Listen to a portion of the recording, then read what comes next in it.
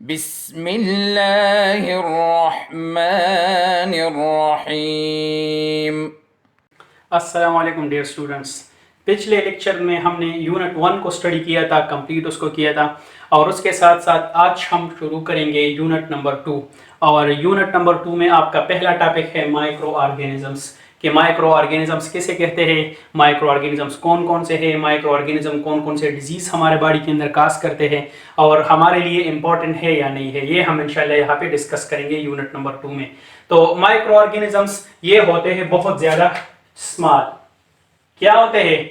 Micro organisms बहुत ज्यादा छोटे छोटे होते हैं, और ये इतने छोटे होते हैं कि हम इसको अपनी आंखों के जरिए नहीं देख सकते, क्योंकि जाहिर सी बात है कि अगर ये बहुत ज्यादा छोटे हैं तो इसको हम फिर आंखों के जरिए किस तरीके से देख सकेंगे। अगर हम अपने इर्द गिर्द नजर दौड़ा ले तो हम हर एक चीज को देख सकते हैं। मिसाल के तौर पर हम प्लांट्स को देख सकते हैं, हम एनिमल्स को भी देख सकते हैं, लेकिन हम माइक्रो ऑर्गेनिजम्स को नहीं देख सकते। इसी वजह से नहीं देख सकते क्योंकि ये बहुत ज्यादा छोटे छोटे होते हैं। और ये फिर हम किस तरीके से देख सकते हैं, तो इसको देखने के लिए हमें जरूरत पड़ती है एक माइक्रोस्कोप की। हमें जरूरत पड़ती है एक माइक्रोस्कोप की। माइक्रोस्कोप एक ऐसा इंस्ट्रूमेंट होता है जिसके जरिए हम ये माइक्रो ऑर्गेनिजम्स को देख सकते हैं। इसके साथ साथ ये माइक्रो ऑर्गेनिजम्स हर जगह पे मौजूद होते हैं। ये हवा में भी मौजूद है, ये पानी के अंदर भी मौजूद है, ये जमीन के ऊपर भी मौजूद है, इवन ये हमारे बॉडी के अंदर भी मौजूद है, ये प्लांट्स के बॉडी के अंदर भी मौजूद होते हैं। तो जितनी भी चीजें हैं हर जगह पे ये माइक्रो ऑर्गेनिज्म मौजूद होते हैं। अगर मेरे हाथ में ये मार्कर है तो इसके ऊपर भी बहुत ज्यादा माइक्रो ऑर्गेनिजम्स मौजूद होंगे। इसके साथ साथ ये बोर्ड आप लोग को देख रहे हैं, इसके ऊपर भी बहुत ज्यादा माइक्रो ऑर्गेनिजम्स मौजूद होंगे जो कि हम देख नहीं सकते। क्यों नहीं देख सकते? क्योंकि वो बहुत ज्यादा छोटे होते हैं शेप में। इसके साथ साथ हमारे मुंह के अंदर भी लाखों किस्म के ऑर्गेनिजम्स मौजूद होते हैं। सिर्फ हमारे मुंह के अंदर भी लाखों ऑर्गेनिजम्स मौजूद होते हैं, हमारे पेट के अंदर भी है। तो दुनिया में हर जगह पे ये माइक्रो ऑर्गेनिजम्स पाए जाते हैं। कोई खास जगह ऐसा नहीं है कि हम कह सकते हैं कि वहां पे माइक्रो ऑर्गेनिजम्स नहीं होंगे। अच्छा, माइक्रो ऑर्गेनिजम्स के स्टडी को हम क्या कहते हैं? अगर कोई बंदा माइक्रो ऑर्गेनिजम्स को पढ़ते हैं, जिस तरह आज हम माइक्रो ऑर्गेनिजम्स को पढ़ रहे हैं ना, तो जब हम ये माइक्रो ऑर्गेनिज्म पढ़ रहे हैं तो इसको हम कहते हैं माइक्रोबायोलॉजी। साइंस का वो ब्रांच जिसमें हम माइक्रो ऑर्गेनिजम्स के बारे में स्टडी करते हैं कि माइक्रो ऑर्गेनिजम्स क्या है, माइक्रो ऑर्गेनिज्म कौन कौन से होते हैं, माइक्रो ऑर्गेनिज्म कौन से डिजीज काज कर लेते हैं, तो फिर उसको हम कहते हैं माइक्रोबायोलॉजी। और जो लोग इसको स्टडी करते हैं, अगर वो साइंटिस्ट है और जो लोग इसको स्टडी कर लेते हैं, तो फिर उन लोगों को हम कहते हैं माइक्रोबायोलॉजिस्ट। जब हम माइक्रो ऑर्गेनिजम्स के बारे में पढ़ते हैं तो इसको हम कहते हैं माइक्रोबायोलॉजी, और जो लोग उसके बारे में पढ़ते हैं तो उन बंदों को, उन लोगों को हम फिर कहते हैं कि ये माइक्रोबायोलॉजिस्ट्स है। क्लियर है ना यहाँ तक? इसमें टॉपिक में जाने से पहले दो चीजें और अपने साथ नोट कर ले। एक इसमें है यूनिसेल्युलर और दूसरा है मल्टीसेल्युलर, क्योंकि ये यूनिसेल्युलर और मल्टीसेल्युलर वाले अल्फाज बाद में आएंगे इस चैप्टर में, ताकि फिर आप लोगों को इसका पता हो। यूनिसेल्युलर ऑर्गेनिजम्स वो होते हैं जो कि बने होते हैं सिर्फ और सिर्फ एक सेल से, सिंगल सेल से उसकी बॉडी बनी होती है। उसमें बहुत ज्यादा सेल्स नहीं होते, वो बहुत ज्यादा छोटे होते हैं, हमें अपने आंखों के जरिए नजर नहीं आते, और उसकी जिस्म सिर्फ और सिर्फ एक सिंगल सेल से बनी होती है। इसको हम कहते हैं यूनिसेल्युलर। यूनि का मतलब है वन और सेल्युलर का मतलब है सेल्स। तो जिसमें उसकी बॉडी सिर्फ और सिर्फ एक सेल से बनी होती है, उसको हम कहते हैं यूनिसेल्युलर ऑर्गेनिज्म। और यूनिसेल्युलर ऑर्गेनिजम्स के एग्जांपल बैक्टीरिया है, कुछ प्रोटोजोआ है जो कि इस चैप्टर में आगे आ रहे हैं, और कुछ फंजाई भी यूनिसेल्युलर होते हैं। तो यूनिसेल्युलर वो ऑर्गेनिज्म होते हैं जो जिसकी बॉडी सिर्फ और सिर्फ एक सिंगल सेल से बनी होती है। इसके साथ साथ मल्टीसेल्युलर, मल्टीसेल्युलर वो होते हैं जिसकी बॉडी बहुत ज्यादा सेल से बनी होती है। मिसाल के तौर पर इंसानों के बॉडी के अंदर बहुत ज्यादा सेल्स होते हैं, इसमें ट्रिलियन सेल्स होते हैं। इसके साथ साथ प्लांट्स की अगर हम बात करें, एनिमल्स की अगर हम बात करें, जो कि हम बड़े बड़े होते हैं, जो कि हमें नजर आते हैं अपनी आंखों से, तो इसको हम कहते हैं कि ये मल्टीसेल्युलर होते हैं। मल्टी का मतलब है बहुत ज्यादा, और सेल्युलर सेल्स की जिसमें उस ऑर्गेनिज्म की बॉडी बहुत ज्यादा अक़साम की सेल से बनी होती है। तो यूनिसेल्युलर में सिंगल सेल से और मल्टीसेल्युलर में बहुत ज्यादा सेल से उसकी बॉडी बनी होती है।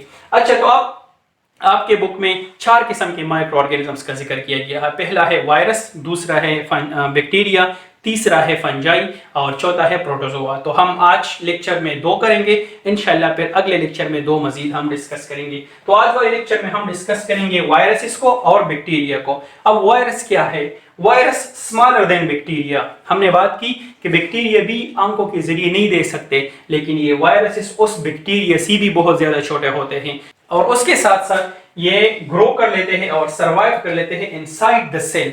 इनसाइड द सेल का मतलब ये है कि अगर ये किसी एनिमल के अंदर मौजूद है, ये अगर किसी प्लांट के अंदर मौजूद है, तो तब ये अपने आप को ग्रो करेंगे, अपने आप के उसके जो रिप्रोडक्शन है वो करेंगे, अपने बच्चे पैदा करेंगे। लेकिन ये तब पैदा करेंगे जब वो किसी सेल के अंदर मौजूद है। अगर सेल से बाहर मौजूद है तो फिर ये किसी काम के नहीं है, फिर ये कुछ नहीं कर सकते, बस बाहर वैसे ही पड़े रहेंगे। उसके साथ साथ मुख्तलिफ किस्म के डिजीज ये हमारे बॉडी के अंदर काज कर लेते हैं वायरस, जिस तरह पोलियो हो गया।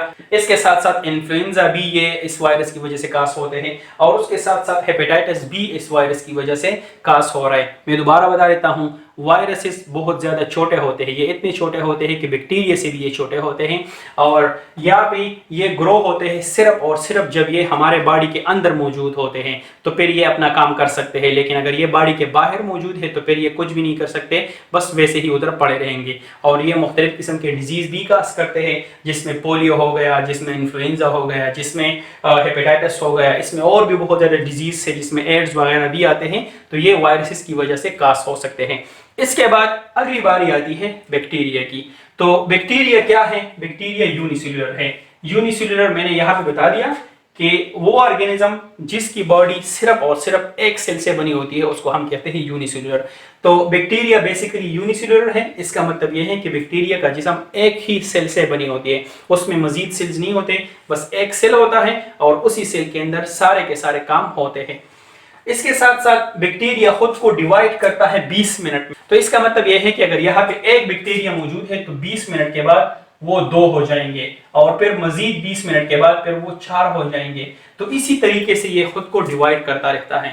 20 मिनट के बाद फिर 4 हो जाएंगे, फिर मजीद 20 मिनट के बाद फिर 8 हो जाएंगे, फिर 16 हो जाएंगे, फिर 32 हो जाएंगे। इसी तरीके से ये नंबर इंक्रीज होता जाएगा, क्योंकि बैक्टीरिया बहुत ज़्यादा जल्दी जल्दी खुद को डिवाइड करता है, तो इसी वजह से ये होता है। इसके साथ साथ बैक्टीरिया 3 बेसिक शेप्स में होते हैं। वैसे तो बैक्टीरिया के बहुत सारे शेप्स है, लेकिन जो बेसिक है ना वो यहाँ पे 3 है। 3 पहला यहाँ पे है स्फेरिकल, जो कि गोल होता है, और जो दूसरा है वो रॉड शेप है, इस तरीके से थोड़ा सा लंबा होता है, और तीसरा स्पाइरल शेप होता है, ये वाला जो शेप आपको नजर आ रहा है तो ये है। तो बेसिकली बैक्टीरिया 3 शेप्स में होते हैं, spherical, rod and spiral shapes. इसके साथ साथ और भी अकसाम है, लेकिन जो मेन है वो यही है। इसके साथ साथ बैक्टीरिया बहुत ज्यादा डिजीज भी हमारे बॉडी के अंदर काज कर लेते हैं। मिसाल के तौर पर टाइफाइड और नमूनिया, ये ऐसे डिजीज हैं जो कि काज होते हैं बैक्टीरिया की वजह से। जब कोई गंदा पानी पी लेता है, उसमें अगर बैक्टीरिया मौजूद है तो फिर उसको टाइफाइड हो जाता है, और जब हम बैक्टीरिया को अपनी नोज के जरिए ले लेते हैं, लंग्स में चले जाते हैं, तो फिर उससे हमें नमूनिया काज होता है। लेकिन इसके अलावा सारे बैक्टीरिया वो डिजीज काज नहीं करते। कुछ बैक्टीरिया ऐसे होते हैं हमारे बॉडी के अंदर जो कि बहुत ज़्यादा यूजफुल भी है, हमारे लिए बहुत ज़्यादा फायदेमंद भी हो सकते हैं। मिसाल के तौर पर कुछ बैक्टीरिया हमारे स्टमक के अंदर भी मौजूद है जो कि हमें डाइजेशन में भी हेल्प देते हैं। कुछ ऐसी चीज़ें होते हैं जब हम बाहर से उसको खा लेते हैं तो हमारे बॉडी के अंदर उसका कोई सिस्टम मौजूद नहीं है कि उसको डाइजेस्ट कर ले, तो वहाँ पे फिर बैक्टीरिया होते हैं ताकि वो बैक्टीरिया आके उसको हमारे लिए डाइजेस्ट कर लेते हैं। और उसके साथ साथ जो हम योगर्ट वगैरह खाते हैं या चीज़ खाते हैं, योगर्ट मतलब दही वगैरह हम खाते हैं, तो ये दही का बनना, दूध से दही का बनना भी बैक्टीरिया की वजह से होता है। और उसके साथ चीज़ जो आप लोग एंजॉय करते हो वो भी इसी बैक्टीरिया की वजह से हमें हासिल होते हैं। तो ज़रूरी नहीं है कि सारे बैक्टीरिया हार्मफुल भी हो सकते हैं, डिजीज भी काज कर सकते हैं, और उसके साथ साथ कुछ हमारे लिए फ़ायदेमंद भी है और उसके ज़रिए हम बहुत ज़्यादा चीज़ें एंजॉय भी कर सकते हैं। हमारे स्टमक के अंदर अगर मौजूद है तो डाइजेशन कर सकते हैं हमारे लिए, और बाहर मौजूद है तो हमारे लिए योगर्ट और चीज़ वगैरह भी बना सकते हैं। मैं दोबारा उसकी समरी बता देता हूँ। माइक्रो ऑर्गेनिजम्स बहुत ज़्यादा छोटे छोटे होते हैं, इतने छोटे होते हैं कि इसको हम अपनी आंखों के जरिए नहीं देख सकते। इसको देखने के लिए माइक्रोस्कोप की ज़रूरत पड़ती है, और साथ साथ में ये हर जगह पे होते हैं, हवा में, ज़मीन में, पानी में, बॉडी के अंदर, प्लांट्स के बॉडी के अंदर, एनिमल्स के बॉडी के अंदर, हर जगह पे होते हैं। तो जब इसको हम स्टडी कर लेते हैं माइक्रो ऑर्गेनिजम्स को, तो उस फील्ड को हम कहते हैं माइक्रोबायोलॉजी, और जो लोग इसको स्टडी करते हैं उन बंदों को हम कहते हैं माइक्रोबायोलॉजिस्ट। और उसके साथ साथ वायरस की अगर हम बात करें तो वायरस बैक्टीरिया से भी छोटे होते हैं। ये अगर सेल के अंदर मौजूद है, इंसान के बॉडी के अंदर मौजूद है या प्लांट्स के बॉडी के अंदर मौजूद है, तो ये ग्रो भी हो सकते हैं, वहाँ पे अपना रिप्रोडक्शन भी कर सकते हैं। लेकिन उसके मुकाबले में जो अगर वो बाहर मौजूद है तो फिर ये कुछ भी नहीं कर सकते, और मुख्तलिफ किस्म के डिजीज भी ये काज कर सकते हैं। फॉर एग्जाम्पल पोलियो, इन्फ्लुएंजा वगैरह, हेपेटाइटिस, ये डिजीज ये काज कर सकते हैं। इसके साथ साथ बैक्टीरिया यूनिसेलुलर होते हैं, उसकी जिस्म सिर्फ और सिर्फ एक सेल से बनी होती है, और वो 20 मिनट के अंदर अंदर खुद को डिवाइड कर लेते हैं। कुछ बैक्टीरिया ऐसे हैं जो कि 20 मिनट के अंदर भी खुद को डिवाइड कर लेते हैं। इसके साथ साथ बैक्टीरिया 3 बेसिक शेप्स में मौजूद होते हैं, spherical, rod and spiral shapes में मौजूद होते हैं। बैक्टीरिया मुख्तलिफ डिजीज भी काज करते हैं, जिस तरह टाइफाइड और नमूनिया, लेकिन उसके अलावा बैक्टीरिया हमारे लिए फ़ायदेमंद भी है बहुत ज़्यादा, और ये हमारे लिए डाइजेशन में भी हेल्प देते हैं, साथ साथ में योगर्ट और चीज़ वगैरह भी हमारे लिए बना देते हैं।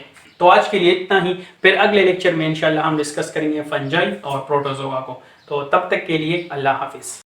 अल्लाहुम्मा अन्फ़अना बिमा अल्लमतना वअल्लिमना मा यंफ़अुना वज़िदना इल्मा।